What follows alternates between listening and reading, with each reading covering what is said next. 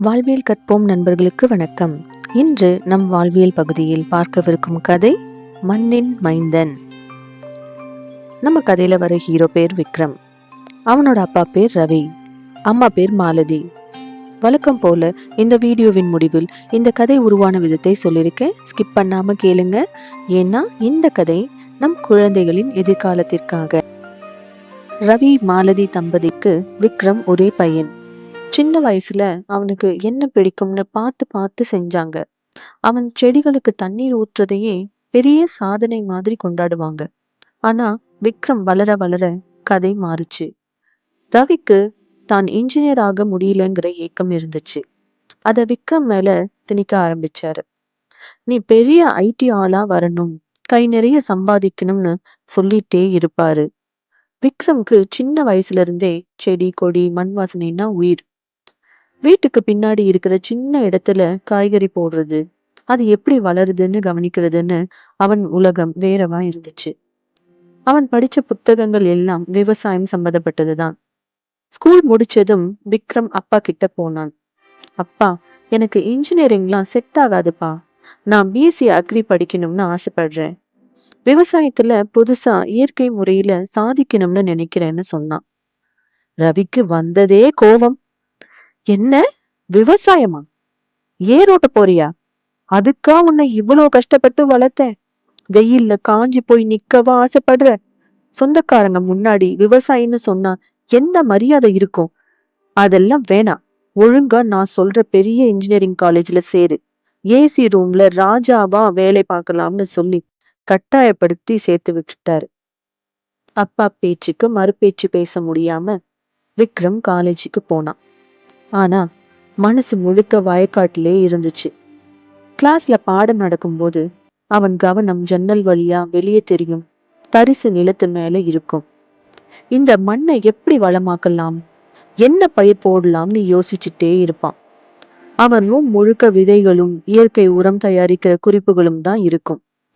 வழக்கம் போல semester result வந்துச்சு. விக்ரம் ஃபெயில். ரவி பயங்கரமா கத்துனாரு. உனக்கு என்னடா குறை வச்சேன், இப்படி மானத்தை வாங்குறியேன்னு திட்டுனாரு. அன்னைக்கு விக்ரம் முடிவு பண்ணா, இதுக்கு மேல இந்த பொய் வாழ்க்கை வாழ முடியாதுன்னு. அவன் நேரா வீட்டுக்கு பின்னாடி தோட்டத்துக்கு போனான். அவன் அங்கே ரகசியமா வளர்த்த செழிப்பான காய்கறிகளையும் அவன் தயார் பண்ணி வச்சிருந்த இயற்கை விவசாய ப்ராஜெக்ட் ஃபைலையும் எடுத்துட்டு வந்து அப்பா முன்னாடி வச்சான். அப்பா, நீங்க ஆசைப்படுற அந்த ஏசி ரூம் வாழ்க்கை எனக்கு நரகமா இருக்குப்பா. இதோ பாருங்க, இந்த தக்காளி செடியில இருக்கிற உயிர் என்னோட இன்ஜினியரிங் புக்ல இல்ல. நீங்க ஆசைப்படுறீங்களேன்னு நான் இன்ஜினியர் ஆகலாம், ஆனா என்னால ஒரு சிறந்த இன்ஜினியரா இருக்க முடியாது.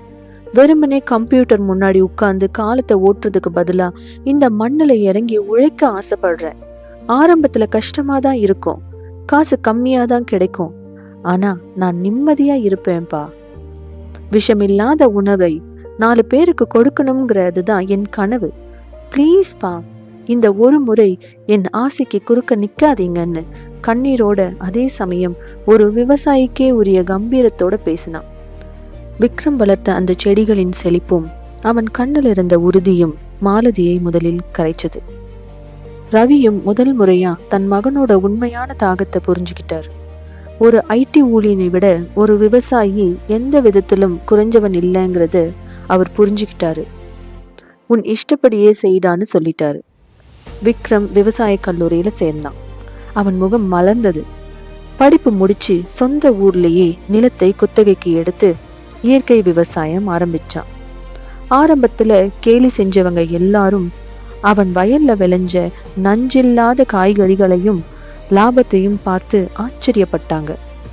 சில வருஷங்களுக்கு பிறகு மாநில அரசோட சிறந்த இயற்கை விவசாயி என்ற விருதை விக்ரம் வாங்கும்போது கூட்டத்துல உட்கார்ந்து கைத்தட்டின ரவிக்கு என் பையன் ஒரு விவசாயின்னு சொல்லிக்கிறதுல அவ்வளவு பெருமை இருந்துச்சு. கதையின் நீதி: மீன் தான் மரம் ஏறுமா, சிங்கம் தான் பறக்குமா? அப்படித்தான் இந்த உலகில் வாழும் ஒவ்வொரு உயிருக்கும் ஒரு தனி திறன் உண்டு. அந்த திறனால் தான் ஒவ்வொரு உயிரும் உயர முடியும் என்பதை நாம் உணர வேண்டும். இந்த கதை உங்களுக்கு பிடிச்சிருக்கும்னு நம்புறேன். இந்த கதை என் தோழியோட வாழ்வியல் சிந்தனையாகும். அவளுக்குள்ள இருக்கிற ஏக்கம் தான் இந்த கதையா உருவாகி இருக்கு. இந்த காலத்திலையும் பெத்தவங்க தன் குழந்தைகளோட வாழ்க்கைய தான் வடிவமைக்கணும்னு, தன் குழந்தைகள் எந்த மாதிரி ஒரு சிற்பமா வரணும்னு அவங்களே சிற்பியா தன்னை நினைச்சுக்கிறதுக்கு பதிலா, அவரவர் சிற்பம் அவரவர் கையிலன்னு அந்த குழந்தைகளின் கனவு சிற்பத்தை அவங்களையே செதுக்க செய்யும் ஒளியாக, அதாவது வழிகாட்டியாக நாம் இருந்தாலே போதும். நல்ல நல்ல சிற்பங்கள் அவரவர் வீட்டில் கண்டிப்பாக உருவாகும் என்று நான் நம்புறேன். உங்க நம்பிக்கையும் அதுதான்னா மறக்காம லைக், ஷேர் அண்ட் சப்ஸ்கிரைப் செஞ்சிடுங்க. மேலும் பல வாழ்வியல் சிந்தனைகளுடன் உங்களை சந்திக்கிறேன். சிந்திப்போம், செயல்படுவோம். உங்கள் அன்பிற்கும் பொன்னான நேரத்திற்கும் நன்றி. வணக்கம்.